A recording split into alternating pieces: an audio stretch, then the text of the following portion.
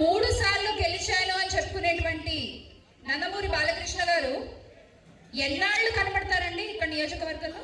ఆ ఒక్కసారి కూడా ఏ ఓపెనింగో ఏదో ఉంటే రావడం, కాసేపు అలా మొహం చూపించి వెళ్ళిపోవడం. ఇక్కడ జరిగే సమస్యల గురించి ఆయనకి ఏం తెలుసు? ఇక్కడ జరుగుతున్న సంగతులు ఆయనకి ఏం తెలుసు? దాని మీద ఆయన ఎలాంటి బాధ్యత వహిస్తారు? అసలు ఒక ప్రభుత్వ డిగ్రీ కళాశాల హిందూపూర్, ఇది బోర్డు మాత్రమే కనబడుతున్న పరిస్థితి కొన్ని సంవత్సరాలుగా. ఎమ్మెల్యేగా ఆయన ఉంటే ఎంత, లేకపోతే గత ఎన్నికల్లో చాలా గొప్పగా చెప్పుకుంటున్నారు, ఇన్ని స్థానాలు వచ్చాయి అన్ని స్థానాలు వచ్చాయని.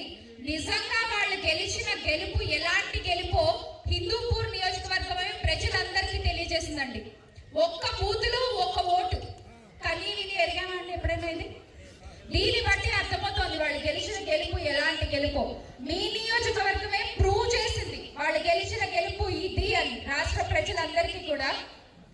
దాన్ని దృష్టిలో పెట్టుకుని ఇది ప్రజలిచ్చిన తీర్పు కాదు, ఈవీఎంల వల్ల గెలిచిన గెలుపు అని ప్రజలందరికీ కూడా మళ్ళీ మనం గుర్తు చేయాల్సిన పరిస్థితి.